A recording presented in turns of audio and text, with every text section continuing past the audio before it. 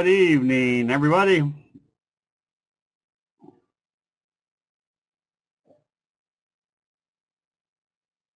Hope everybody's having a nice, pleasant fall evening.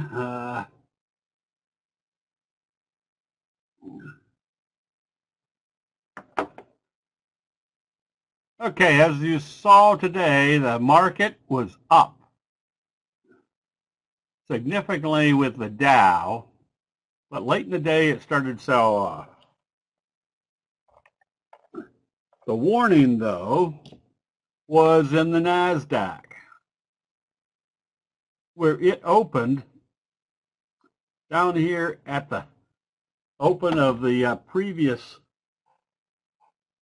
open, and then most of the day it traded lower till finally came up near the end, but still closed right here at the low of the Friday's trading, which is significant in the sense that if we're in an uptrend, we shouldn't be gapping down, or the market shouldn't be gapping down. Plus, you could see this kind of downtrend right here that was still being affected.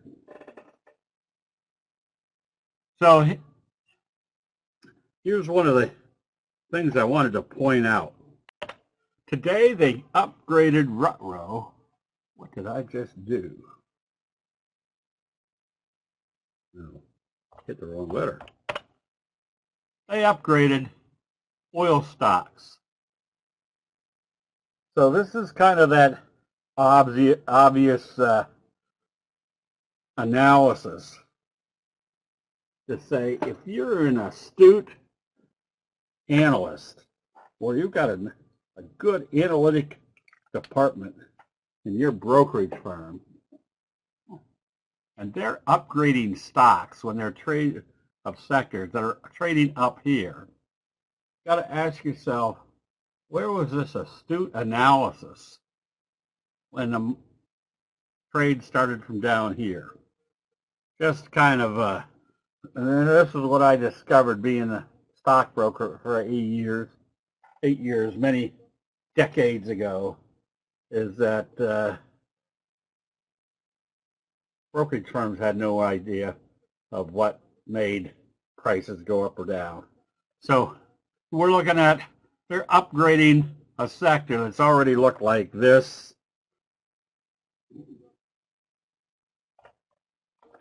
Same question. Where were they when it was trading down here versus upgrading the stocks up here? Now, we could see right in here it's time to be buying, but so anyways, that's always been my, that's why I got out of the brokerage business, because I realized that these analysts didn't know, I mean, crude oil prices have gone from $40 a barrel to $75 a barrel, and they're just now upgrading the sector. All right, that's my soapbox for the night. Witnessing the big reversal. That's true too, Jim. Yep. The big reversal in the transportation index also gave us the inclination to start watching for good buy signals like we saw here in Sting. There's your Doji Harami gap up, best friend. Break through the 50, break through this level. Anytime you see strong buying and they're breaking through not only the 50 but this downtrend, that tells you there's probably a new sentiment in that sector. Same scenario over here on Tank, TNK. There's your bullish Harami gap up. Good strong signal right here, breakout. Then they gapped up above the 200. These are just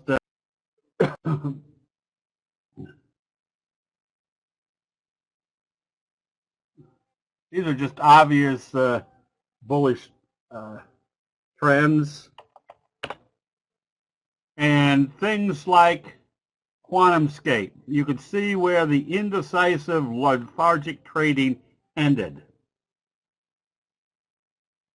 There was your best friend signal in QuantumScape. So right now, as long as it's trading above not only the T line but the 3T line, just figure you got a 45 degree. So we had a very good trade going here in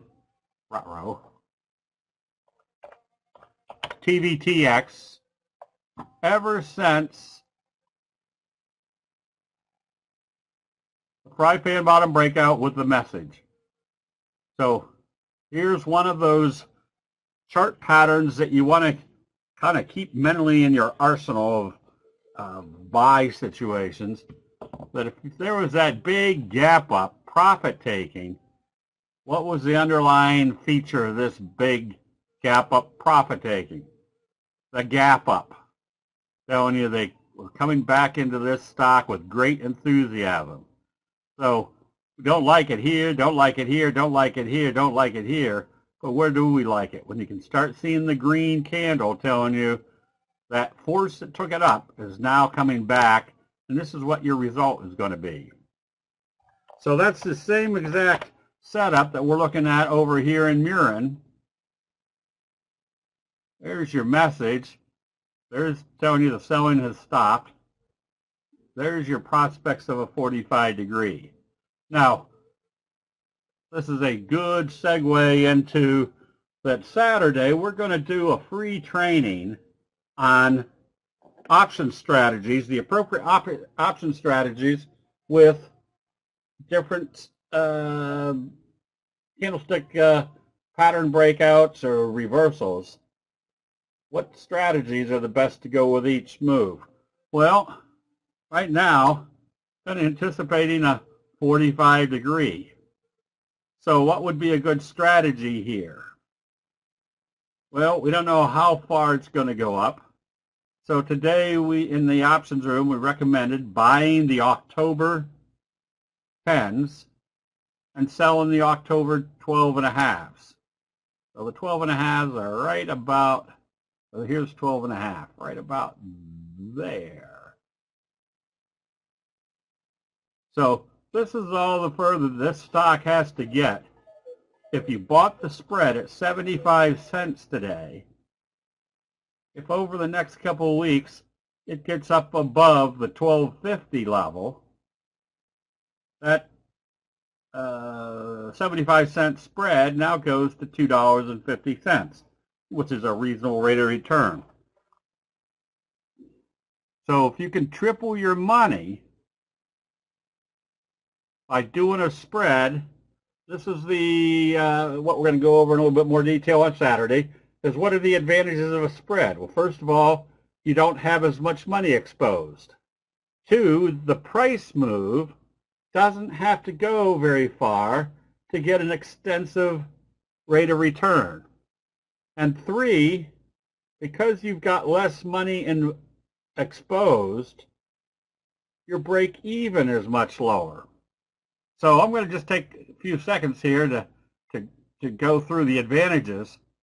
Buying the spread at 75 cents, you bought the 10s at whatever price they were, and you sold the 12.5s. So where's your break even? Well, to get your 75 cents back, this would have to close at 10.75, if I can get it right there. Oh. It's going to have to close above this level over the next 2 weeks to break even. Because your 10s are going to be worth 75 cents, and your 12.5s are going to be worthless. So when you close out the trade, you're going to get 75 cents back. Secondly, it only has to move up here to make 300 and whatever percent, 300, or have that 75 cents to go to 250, or make what, 210% on your trade. Now, if you had outright for $1.80, I think is where they were trading. To make that same percentage return, you'd have to come up here to about the 1540 or 1550 level. So buying the calls outright, and this is why we're going to kind of stress most people that aren't familiar with options think, oh boy, this stock's going up, I'm going to buy the option, where that's maybe not your best strategy. And I would say 80% of the time, that's probably not your best strategy. So if you bought the spread, it only has to go here to make 210%. If you bought the calls outright, it has to go up here to make that same rate of return. Anyway, that's what we're going to be working on this weekend.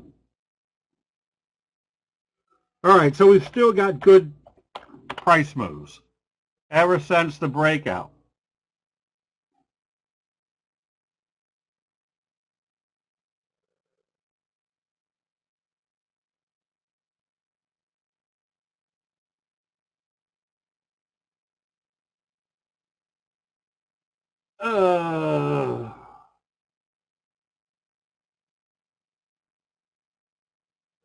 Henry, we're going to go through that. I can't pull it up right now. Do you remember what you sold the 15s for?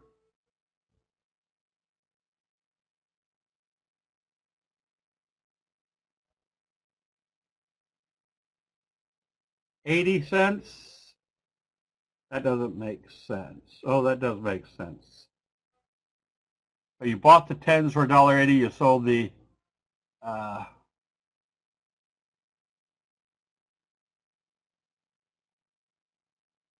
right, so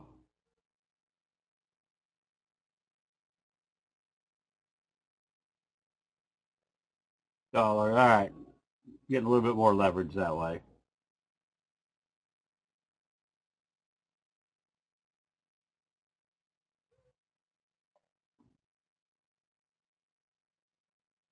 And that's what we'll do on, well, we might not do it on Saturday, but when we do our full day training sometime this fall on options, figuring out what is the best leverage and the least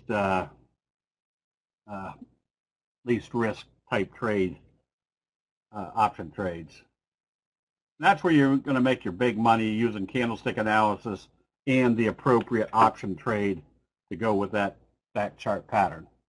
So as we can see, coming out of this fry pan bottom breakout down here at 140 on Upstart, and now it's trading at 331. How long do you hold on to this? Continue to hold it until it closes below the T line.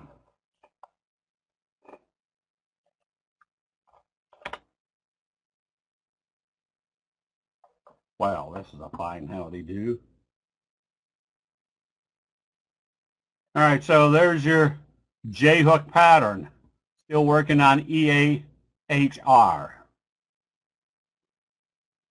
We did Sting. And here's one to keep an eye on. Look at your bullish left-right combo, belt hold type signal out of the oversold area, confirmed today with bullish trading above the T line and the 50. I mean, this is just tells you you could be buying this. If they're doing a strong buy signal at the 50, where do you think the next target's going to be? Well, if this is wave 1, wave 3, it makes this your likely target.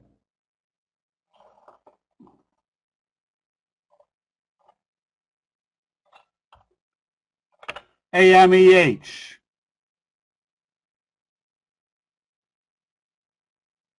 Right smack dab off the 50. Now you've got kind of your McMuffin pattern. About ready to break out through that level. Where do you think your next target's going to be? Wave 1, wave 3 is at least here, and possibly higher. So again, the reason that we want to identify the patterns is because we know we've got a much better assessment of which direction they're going to go, number one, and what the magnitude of the move might be to make it worthwhile. Now, obviously, if we're looking at a chart that has a wave 1 that was only up 6%, and wave 3 could go up 6%, that may not be as worthwhile as finding a chart that wave 1 might have been up 28%, and wave 3 is right now ready to go into the next wave to the upside for another 28%. SNPT, big series of dojis, and then they told you what was happening on this breakout, and then they told you what was happening at the 50, and now they're telling you what's happening not only at the T line but at the 3T line. These are the type you just stay long until you see a confirmed sell signal. So if you're long this one, which way should it be moving? It should be moving in a J-hook pattern, wave 3. It not be moving. It shouldn't be moving back down below the open. So this is where I've learned through the years to take those extra 7 seconds and put a sell stop right there. Because this is what I expect. But every time I sit here and say, well, I don't need to put a stop in, there's a decent percentage of the time that I say, dang, wish I'd put a stop in. And for 7 seconds, yeah, I'm willing to go ahead and spend that time to do it. Ruckus, ever since the wedge best friend breakout, nothing to do here except stay long.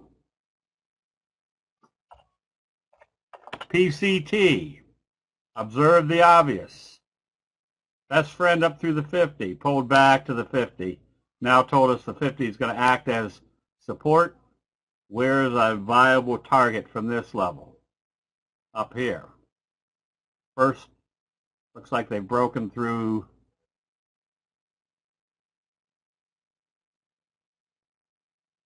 this level. Just gone through this level. If they open this positive, it's a pretty good indication wave 3 is in progress.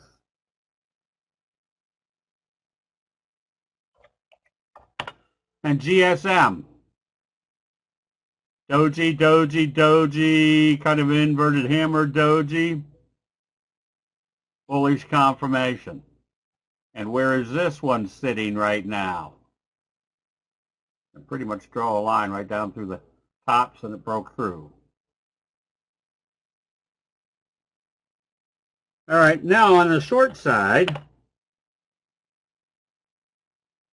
we're short BLI, except it did a doji today. It's not quite in the oversold area, but it's close enough to say, all right, if they open this positive tomorrow, let's start taking our profits on those puts. And this is where you use your analysis to know what should happen at levels that everybody else is watching. Look at your bearish left-right combo right at the 50. You're still in a downtrend.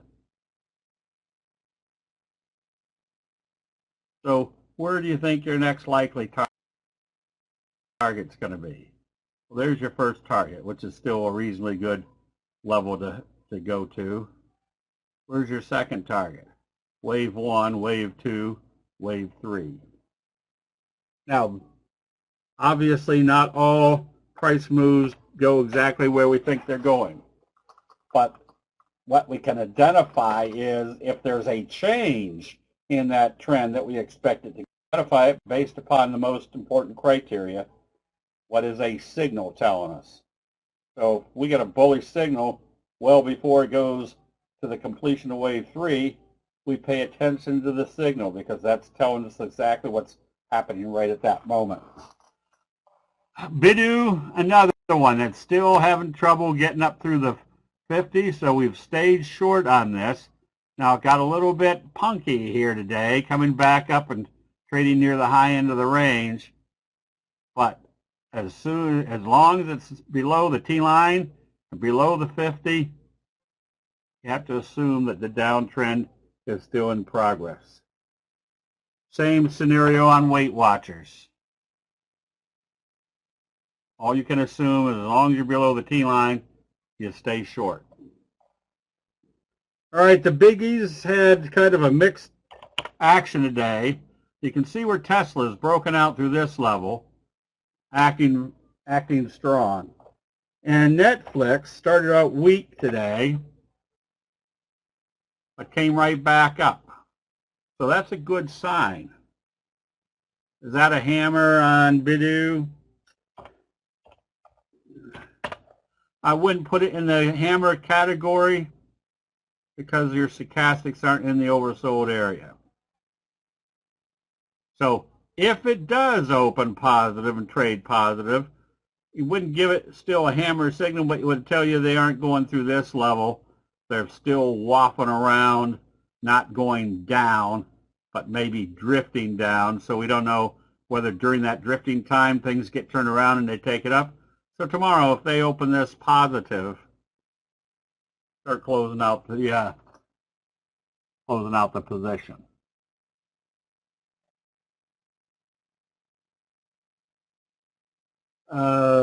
Did Tesla?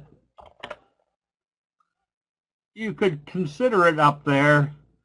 Yes, but you can see your stochastics are still climbing. So you watch this level. But so far, there's nothing to tell you it's getting any indecisiveness up here.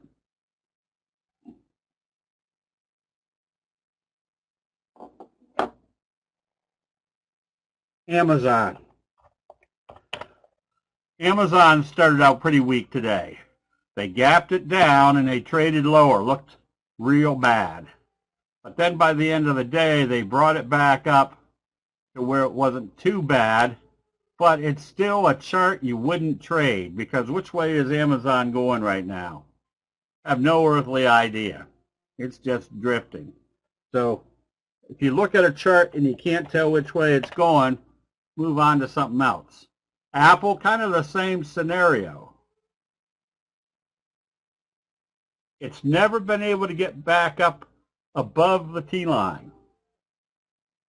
And I wouldn't trade it until it shows a strong buy signal above the T-line. For all we know, they could open this tomorrow and take it down, which tells us if they're failing here, first target, second target.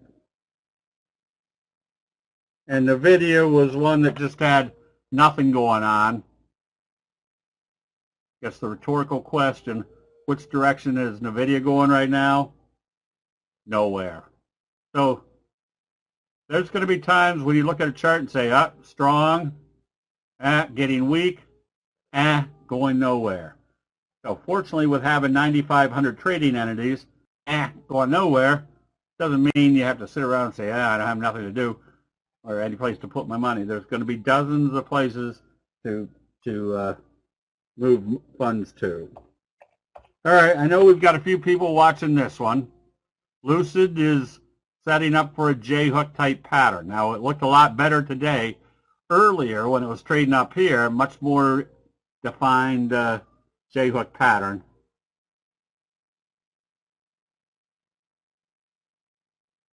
And again, they upgraded oils. Now, do I want to go after something like this? That's just, I mean, at this point, we're looking to take profits versus buying. Or do we want to find something that has something that you can sink your teeth into, like AMAT? There's kind of your fry pan bottom J-hook pattern. If it opens positive, breaking out through this level, what's it telling us? More than likely, they could be heading back up to whatever that is, some sort of resistance level. SD, kind of the same scenario. I'd rather buy something that has a pattern to it than just something that's trading up. Now you can see exactly where CPE had a good buy setup. They came up through the resistance level.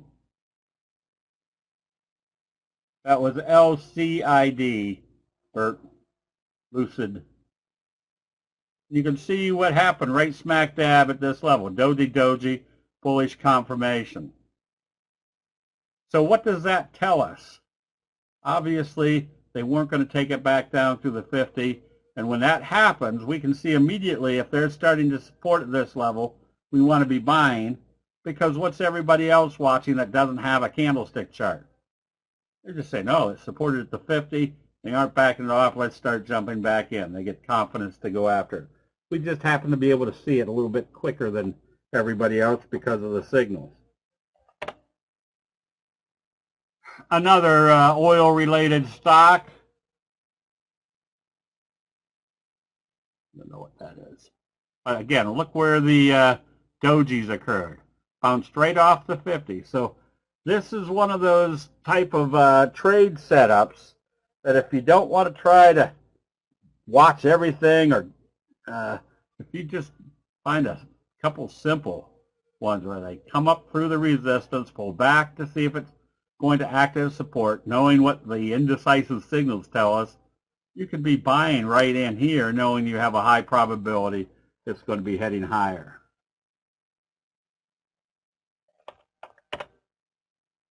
And range resources, same scenario. I'd rather be buying a J-hook pattern that just broke out than buying something that looks like this that's already in the overbought area and getting a little bit excessive. So that's the advantage of knowing what a signal and a pattern looks like. And when you're not buying at the top, you're buying at the beginning of another wave to the upside. That one's AR. All right, so we got some bobble breakouts.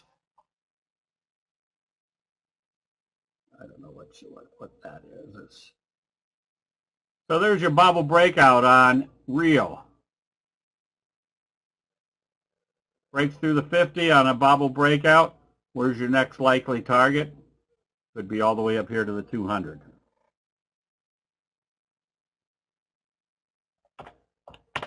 And DBI.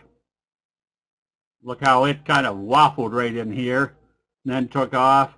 First target, obvious right here, putting you in the right direction, and then seeing if it can get through that level.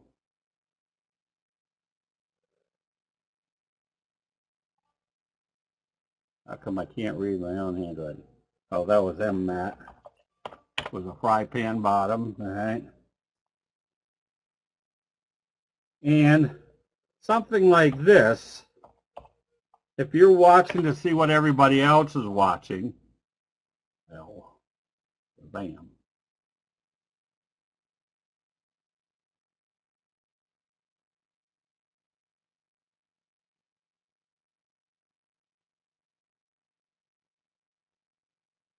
Get all these things off of here.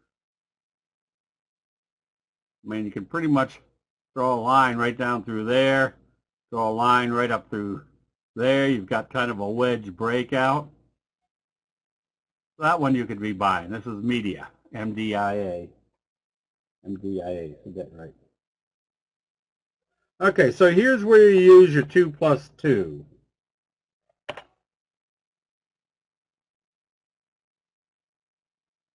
Your J-hook pattern. And look what happened right here. There's your doji.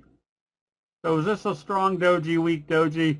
Well, you got a J-hook pattern, and it closed right here at the resistance level. If you're a day trader or MMAT is still a buy if it opens positive tomorrow. Yeah, 2+2 is just an expression that if you can add up everything, saying I got a doji right here at a resistance level, J-hook breakout potential. It actually came back and used the T-line as support. If this opens positive, what's it telling me? It's confirming my doji. It was pretty strong. Number one. Number two, it's breaking out through this level. Number three, it's probably going to do at least a doji sandwich telling us wave 3 is in progress. So if I've got this set up on my chart, and my chart looks like this, and I'm thinking, all right, if they open this market open, or open it positive tomorrow, I want to be buying, because not only do I have a good probability that's going to go in the right direction, But I know at least my magnitude of move will be this much. No, it's not a bobble breakout because it's not doing anything at a level that everybody else is watching. There's your moving averages way down here. Just the J-hook pattern breakout, which is still fine.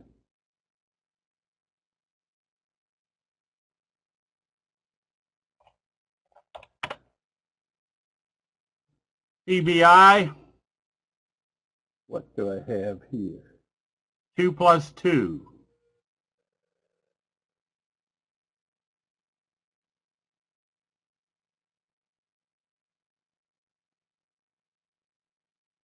Two plus 2. We've got a doji sandwich. We're kind of right here at a resistance level at the 50. If it opens positive tomorrow, what's it telling us? Telling us the 50 is not active, and it's confirming our doji sandwich. AMTX, yes, is a J-hook pattern. You can see the J-hook.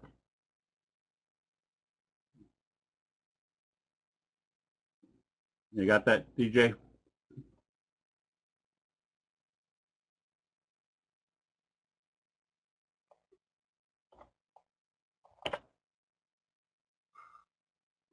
And WHG,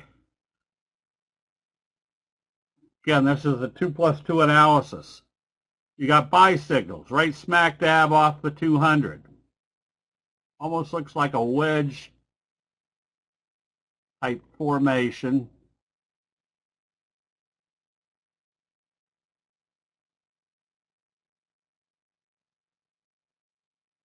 But the fact that they did a doji sandwich right here off the 50, after bouncing off the 200 again, where could we be buying this one? If this starts trading positive and breaking through this level, confirming our doji sandwich that broke out through the 50, assume that the bullish trend is still very strong.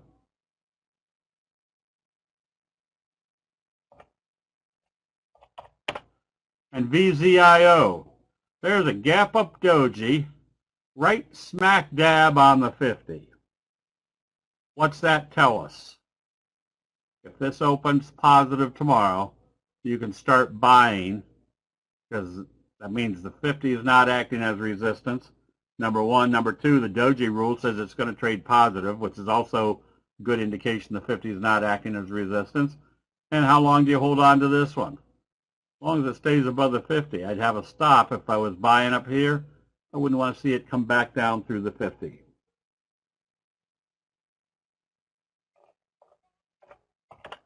CRVS, this is the type of breakouts that you're looking for.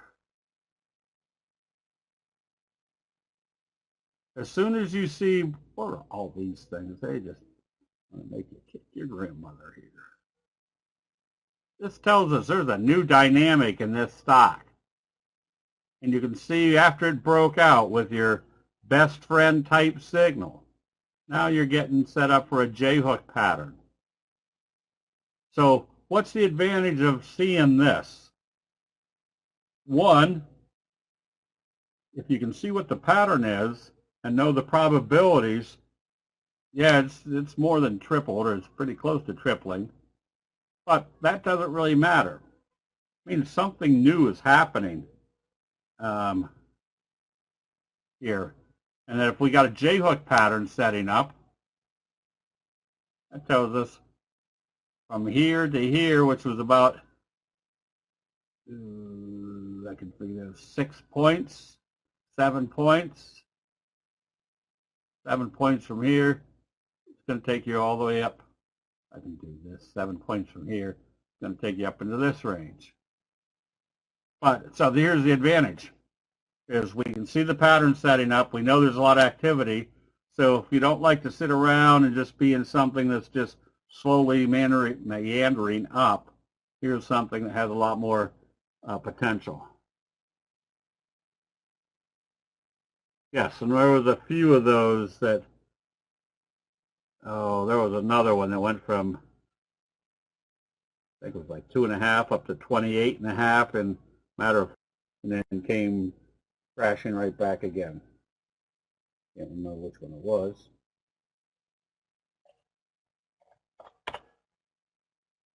And so on ARCH, observe the obvious. They supported right at the 50. They came up, they pulled back, but now notice what it's done when it pulled back. It didn't pull back to the 50. It pulled back to the 34, which meant they weren't pulling it all the way back. There's still a lot of strength. This is what will cause the next wave, wave 1, wave 2, wave 3 up in this to this range. SPI did it. Yeah, so this is why once we see something that is a big spike, this is where you can go to your 10-minute chart and use the T-line at that point. That's where people say, oh man, I got big profits, how do I know when to get out? That's where the 10-minute chart is very instrumental. Observe the obvious. Came up through the support or resistance level. Came right smack dab, hammer, hammer, bullish trading, wave 3 in progress. This was all very clear evidence that if the 50 was acting as support, everybody's going to be happy and they can start jumping in. That was on loop. All right. On the short side, how long do you hold a position until you see a sell signal and a close below the T-line? Well, there's your bearish doji sandwich. That tells me you'd want to be out of that position today if you were holding on to it. How long do you hold on to a position? You might have come out here and gotten back in on TVTX because now you have an uptrend, a pullback, a J-hook pattern. Now how long do you hold on to this position if you get back in?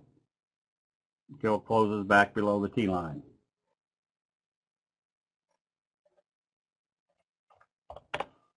QDEL, here's your bearish doji sandwich. What did it do when it came back to the 200 after it broke through to see if it's going to act as support? It didn't close above the 200. That would have told me if you were long, you would have closed out this position. More than likely, if I'd been long on this one and saw a doji, if it started trading lower, I would definitely have had my stop at the T-line. Because we're gonna have to do a T-line session of when you get out, when it does close below the T-line, where are your stochastics, what are they doing, and when it closes below the T-line and you don't get out. So we'll do that session again here pretty soon. Same scenario.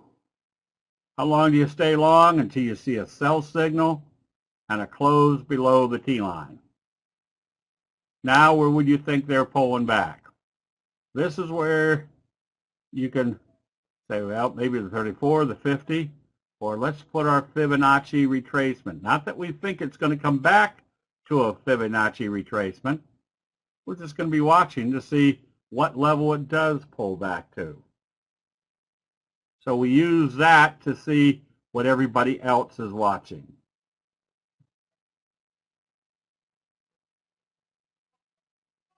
Let's see. BNTX was holding, holding, holding. Now they couldn't hold the 50. Look for another wave to the downside. Rip.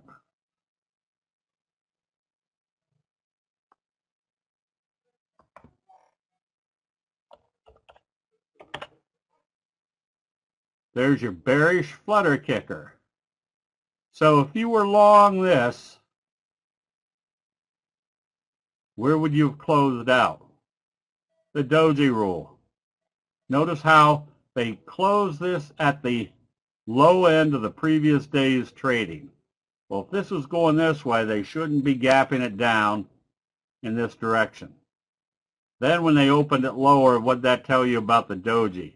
They were moving in this direction, close it out immediately. Now you can think about going short with first target, second target, and you could put your Fibonacci retracement numbers on there. A bearish bubble breakout? No. Oh, we're looking at the wrong one.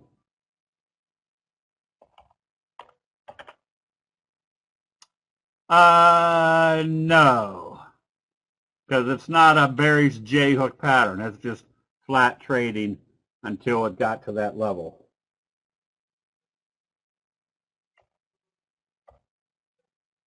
Uh-oh. Wrong letter. BRKR. What's that look like?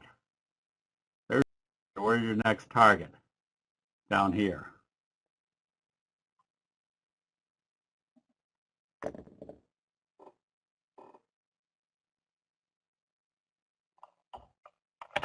And net, oh, same scenario. Let's get rid of. There's your hanging man gap down. Came right to the 50. Stochastics heading down. Kind of support area in here. If this opens lower, now, if this opens lower, if we wake up tomorrow and the pre-market futures, which are right now showing the Dow is going to open up down 47 points, and the NASDAQ looks like it's going to open lower, that becomes a very viable short. Now, we had some of the NIO turned around. So if you'd been short this one, you'd definitely close this one out today. Now, LAI did kind of the same thing. It just did a bullish harami, which makes it a little bit more scrutinizing that we need to see if this opens positive tomorrow. It means they're buying for some reason. I'm going to close out any short positions. Alan, hold on to your individual ones until I tell Jim to do the double line, which we're getting close to.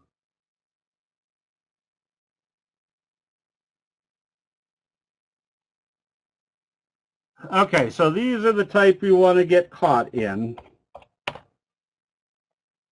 When you see the buy signal, where was your first target? They're going to see what they're going to do at the 50.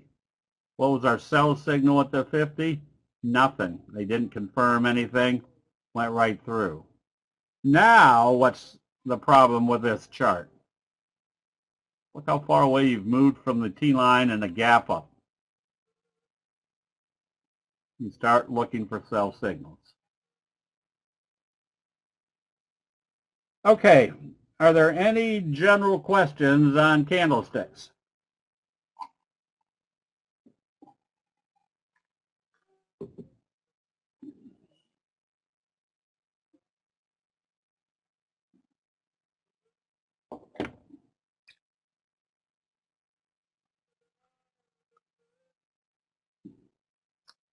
A blue ice failure.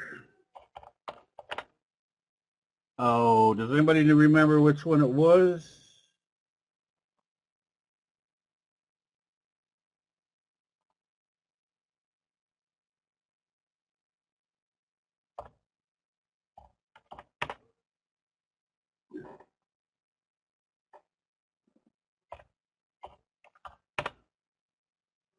Ah. Oh, okay. BRKR. The blue ice failure was a term that was coined by my late friend Dave Elliott of Wall Street Teachers. And basically he says, all right, they've fallen down through the ice. There was a support level. They fell through it. They come up and they try to find the hole that they fell through. But they can't find it. So what happens? They drown. So where do they go? To the bottom of the pond.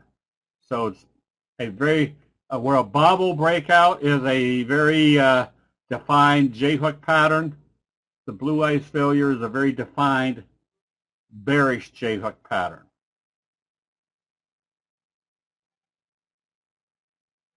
So that always allows me to lead into me helping David as we would travel around the country decades ago, giving presentations for Metastock, no, not Metastock, for TC2000.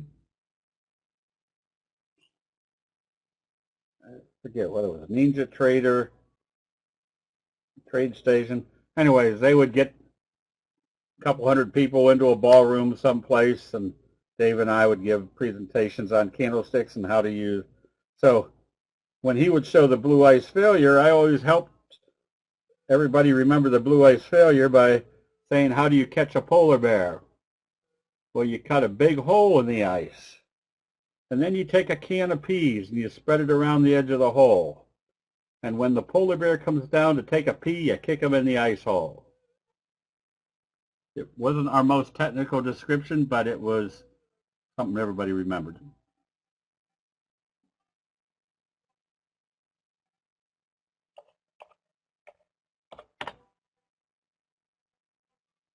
All right, so we still have both long and short positions working.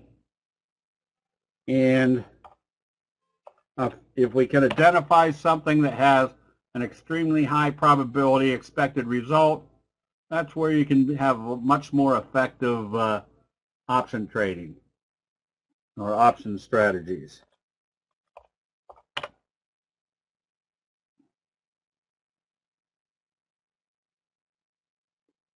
No.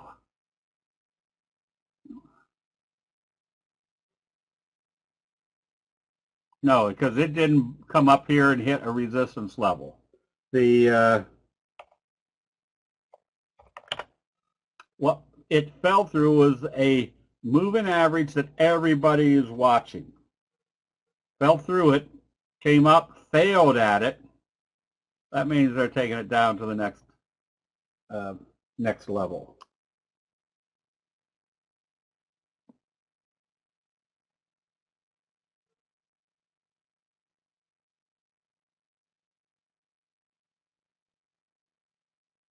Yeah, so a blue ice failure has to fall through a major support level, come up and fail, so it's something everybody can see. Okay, with that, Jim, let's go ahead and do the double line. And in 4.2 seconds, let's do the next double line.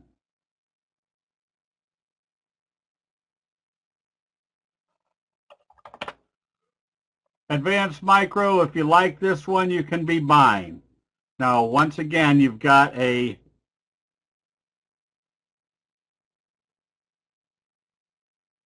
kind of a visible resistance level. So you could be buying it. It's still not your best trading stock, but I know a lot of people follow this. So you could be buying this one on strength. Occidental was acting better because of the upgrade. Broke out through this level. So you can stay long. And PCT, did we do? Yes, this one you can be buying. Also, right here at a kind of observable resistance level, but you can see what happened after the best friend signal. Today they told you the 50-day moving average was not going to act as resistance. The uptrend was still in progress. Micron, this one you could buy. Obviously you want to see it break out through kind of this trend area and see if they can get it up toward the 200-day moving average. Close long. Yeah, long, close above the T-line.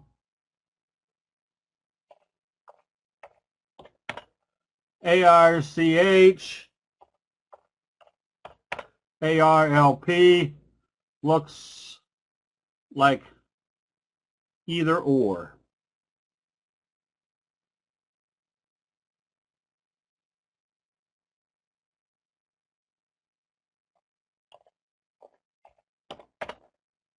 either or.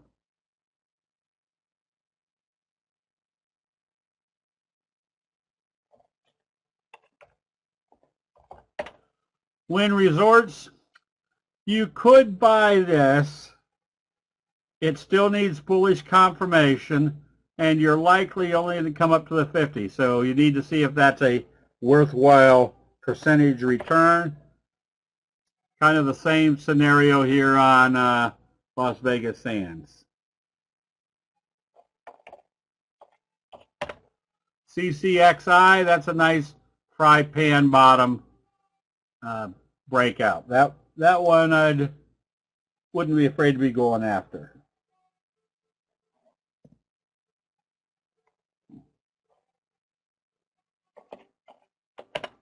And TTCF,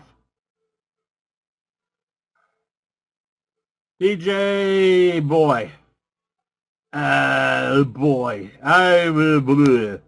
would be someplace else. I wouldn't be long or short this one. Just no direction to it. CELH, this one you would have closed out today if you were long. You could go short on weakness. PGNY, bearish left-right combo, evening star signal. That one you could go short with the expectation they could bring it back down to the 50.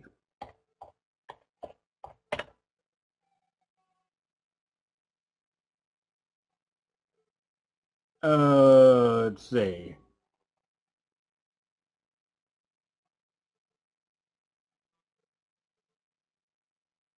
I would still wait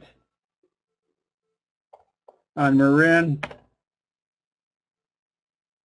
Yeah, I'd still wait as long as this stays up above the T line. Right now, stays above the 3T line. Probably wouldn't want to see it close back below today's low. That would kind of put a little damper on it. But the after hours trading is less significant. Depends on where they open it tomorrow. Ford, you can stay long on this one. This one we've got as a long-term hold. Be big, that's a good best friend gap up. That one you could be buying for two reasons. Because it's a very strong reversal signal coming out of the oversold area, closing above the T line. And if it comes back up here, you've got a good 80% upside potential. REKR. You can stay long, but you've seen today that it hit the 200 and backed off. I would just stay long as it stays above the T line. And PDS, stay long.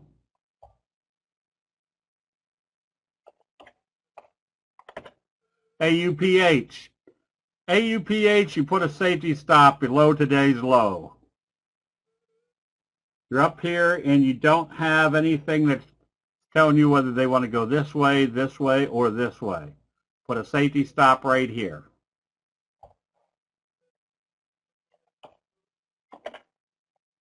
The SPY is having a little bit of trouble getting up above the 50. You've got the doji rule. It's going to open the direction how they open tomorrow. CVM. Stay long. Have your safety stop below the T line. I wouldn't want to see below the T line. That would tell you they're confirming the shooting star failure right at this level.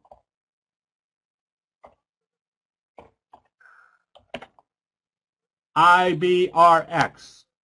That one to stay in it definitely has to get up through the 50. If it opens lower tomorrow, you've got kind of a nothing chart. I'd go someplace else. U.S. Steel trying to come back up. Steel Dynamics did get through, and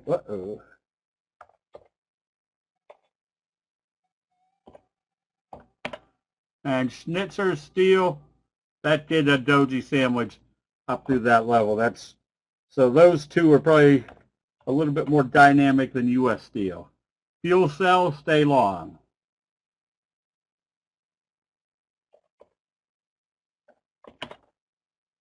Yeah, still too early because you don't know whether you're still sideways on this move.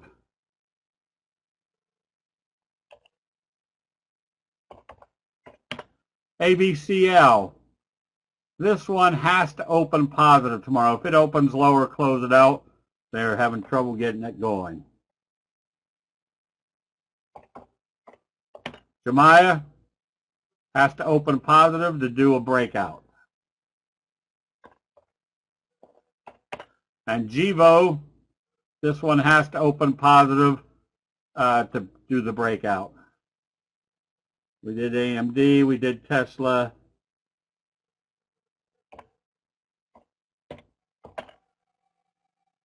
Big C, you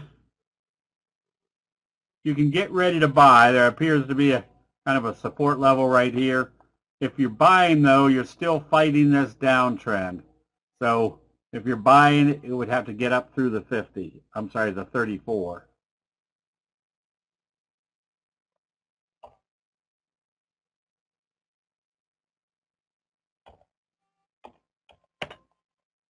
LXRX, fry pan bottom, breakout. You could be buying this one on strength. Yes, kind of a bobble breakout, J hook. Workhorse, nothing great here yet. You can be buying this one on positive trading and then just use the T line as your stop. Yeah, let's see. Right now, your futures, the Dow's down 37. The NASDAQ is down about a point.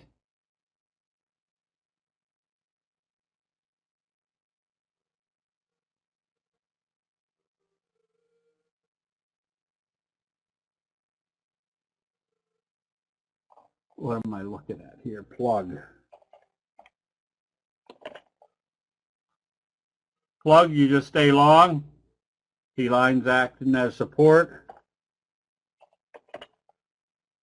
Nordic, one of the shipping companies, you can be buying this one on positive trading. You can go long. Alcoa, J-hook pattern, stay long.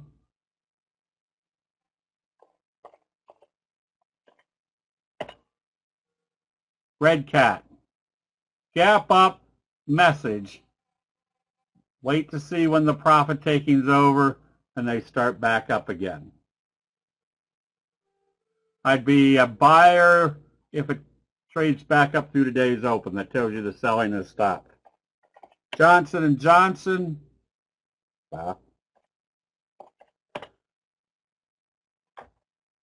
Bearish J-hook.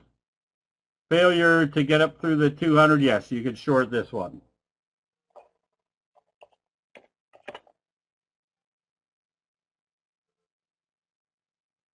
And Sage, fry pan bottom. You could be buying it. You definitely want to see it break out, though.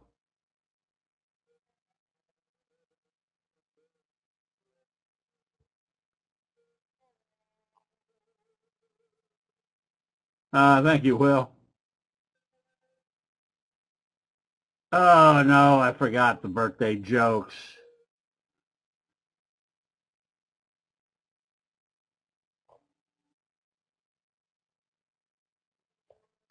And QuantumScape still has the prospects of this, 45 degrees.